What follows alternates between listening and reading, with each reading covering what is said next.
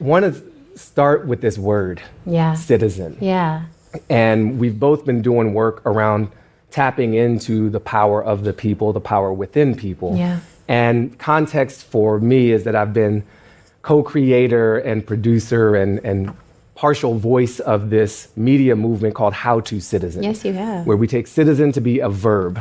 It's something you do, and there are 4 basic principles behind it. To citizen is to show up and assume you have a role to play. To citizen is to understand power and be literate in it, as Eric Liu would say. Yeah. To citizen is to commit to the collective self, not just the individual self. Yes. And thus we can still be selfish. We just have to expand the self circle. Yes. And finally, to citizen is to invest in relationships with yourself, with others, and with the planet around us, because there's no separation among all those things. And for us, and for me, this was born in part out of a lack of invitation to do more on the part of the people. Give me your money, vote for me, and kind of stop there. How do you think about this word citizen, what it means or what it can mean? First of all, I really like 4 pillars. I mean, I really like when there's like a clear lineup. I'm not going to give you that. I love it. That's why we have different people on the stage. That's why I love it. So for me, I think of the word fractal. You know, a few years ago, I got deep into emergent science, complexity sciences, and because I wanted to understand how does everything in the world actually work? And everything works through changing. I just wanted to understand everything. Everything, cool. I was like, change is constant, change is inevitable, and so it means every species that survives on Earth gets in right relationship with change. And then inside of that, it's about being a fractal of something larger than yourself. So fractal is the fact that things go to the very smallest scale and up to the largest scale, and you can see the repetition, you can see the self-same structure. Broccoli, ferns, dandelions, you know, looking at a delta and looking at our lungs, right? You can see that these patterns repeat. So to me, citizen is being a fractal of belonging to this species, right? And I don't think of it as nation. I think of myself as a post-nationalist because we have these larger concerns than just what's within a border. But so far, humans have said within each border, now we're going to try to operate a certain way. So for me, I'm like, how am I a fractal of belonging? How do I belong to the land, to myself, to community? How am I a fractal of justice inside of my community, or a fractal of the future that I really want to see come into being, right? And so that's how I live my life. Every day I'm like, maybe we don't live in the world that I envision, the world that feels just to me yet, but I can be a fractal of that world now.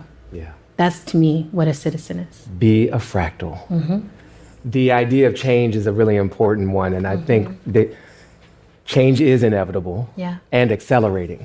And so we are living in this confluence of many changes at once. The climate is changing, the economics are changing, the technology that allows us to relate or not is changing pretty constantly. So we've got to find something else to hold on to amidst that change. I propose each other as an answer to what we could rely on when everything else seems to be undergoing change. There's a series of questions that we could be asking ourselves in this time about what are other ways we can process, talk about, think about citizening as a verb. What are some of the questions you're carrying? Well, I mean, we've got some problems. And I think one of the biggest ones for me is how frequently we see people wanting one thing and the government doing something else. And this is in places that are supposed to be democratic, evolved, we're representational governments, right? And it's not new, right? It seems to be like a very old problem, and we've seen the cycle happen over and over again. So, you know, we can say it's a climate change. I call it a climate catastrophe. I'm like, we're past the time when we need to pay attention. Changes are now turning into something catastrophic. We're in a period of war. We're in a period of genocide. We're in a period of harmful pain. We're in a period where apartheid still happens, slavery still happens. And these are things that I've never met any people who are like, that's what I want. I want my government to go out and destroy the climate, harm people. That's not what I want. But people are like, I do want you to keep me safe, and I do want to have a place to be.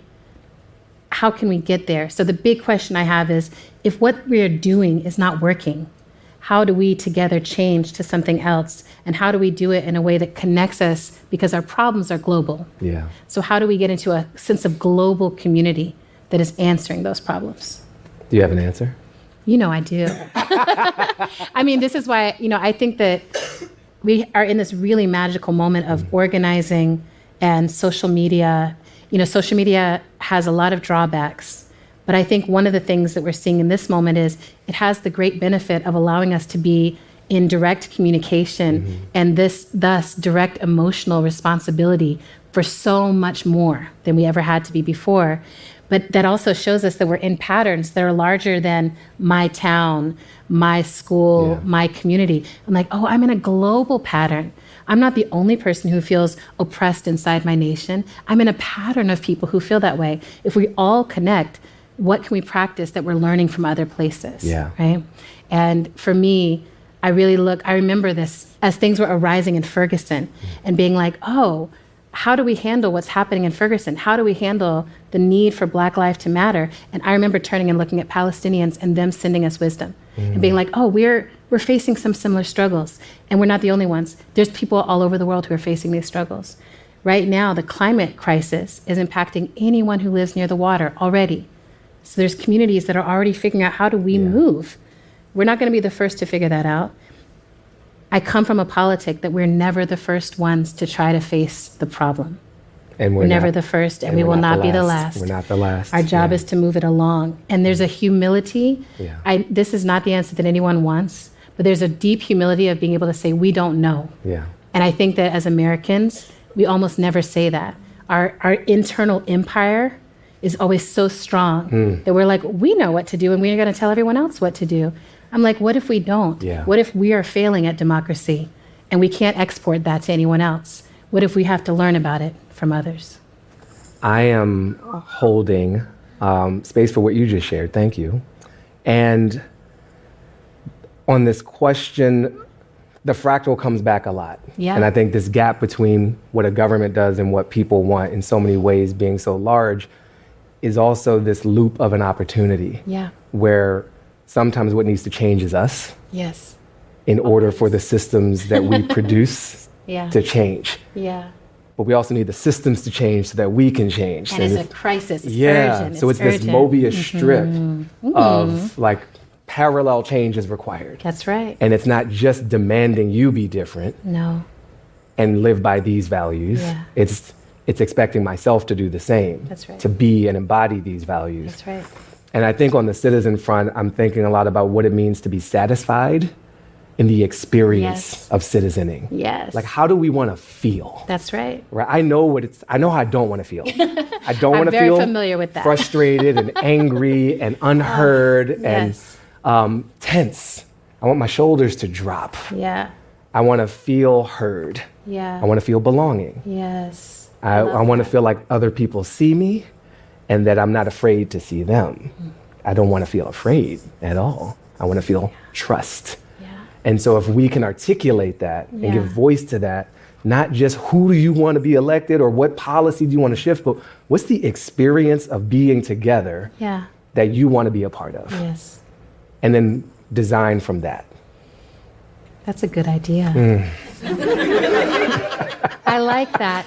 I love that. And peace, this satisfaction piece to me too, I think we've gone through so many cycles of being dissatisfied and not being able to create the changes we wanted, so that it becomes normal, right? It becomes like, oh, that's just what it is to be. That's just what it is.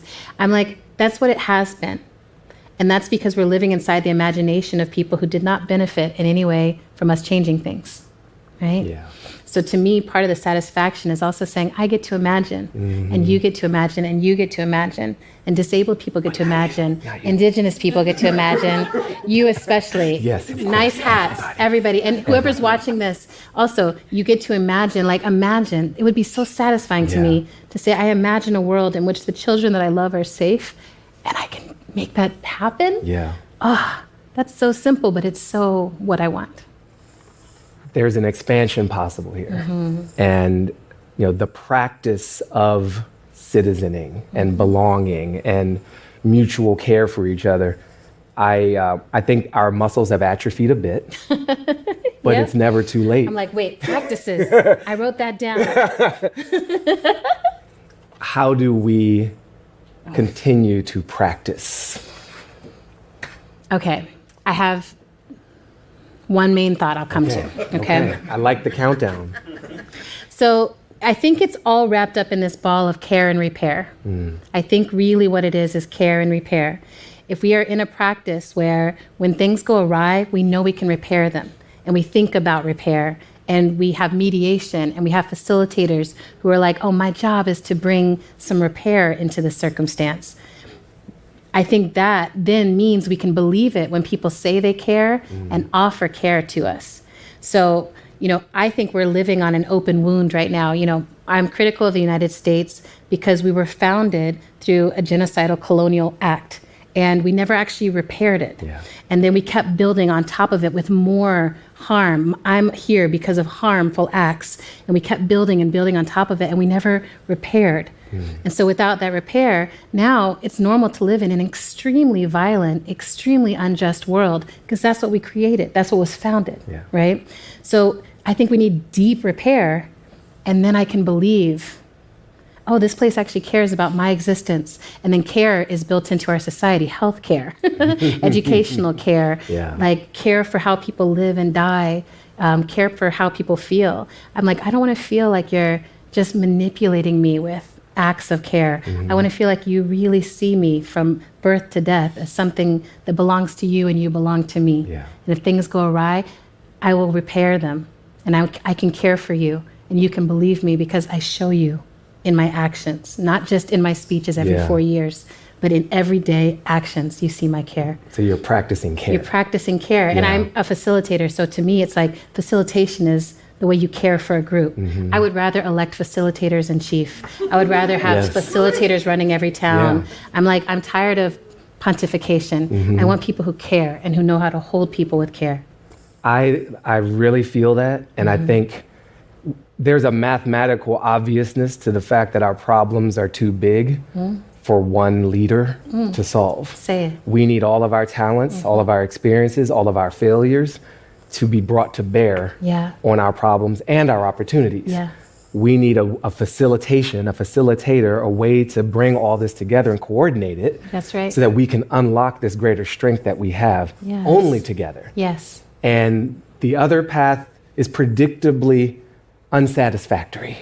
We're never going to get there. We're not going to get there. We're not going to have, I think, the orgasmic yes, right? Orgasmic yes. Orgasmic yes. I'm like, democracy, a democratic place should be an orgasmic yes, where you're like, I can go out and say what I want, and we can co-create that. That to me is what, I think that's what the intention was once. I think that's what it needs to be now. I love the idea that we get to create it through our practices now. I want to close this on the practice of imagination and some of the acknowledgement you have brought up.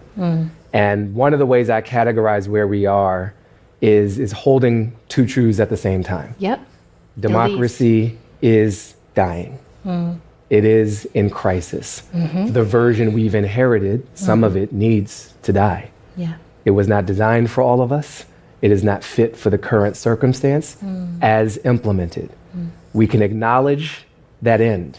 And we need to have ceremony around that. And we can acknowledge the new democracies that are being born. The new practices, the citizens' assemblies, the new polling methodologies, the direct democracies, the deliberative democracies, the community-operated gardens that are giving us ways to see each other, care for each other, and practice citizening together. And so we have to have a funeral and a baby shower. That's right. At the same time. I really love this. And the only thing I would add to it, right, because I keep thinking about how there's not one way. And I think as humans, we're supposed to let go of the idea that there's one way. I think we need to have many funerals and many babies born, right? So there's a lot to grieve, and only you know which part of the grief you're carrying, but everyone's got a part of it. And if you all get to lay it in the ground, and then we all show up for each other, I'm going to show up for yours, you show up for mine, and then we all get to doula the next world into being. I mean, it's a really great job. I don't know if you've ever been at a birth, but can you imagine birthing a world we wanted to live in and that wanted us there? Let's go. Let's do that. Let's go, and then let's tell that story so we can live that story. Let's do it. I'm in. I'm in with you. Adrienne. Baratunde. Thank you.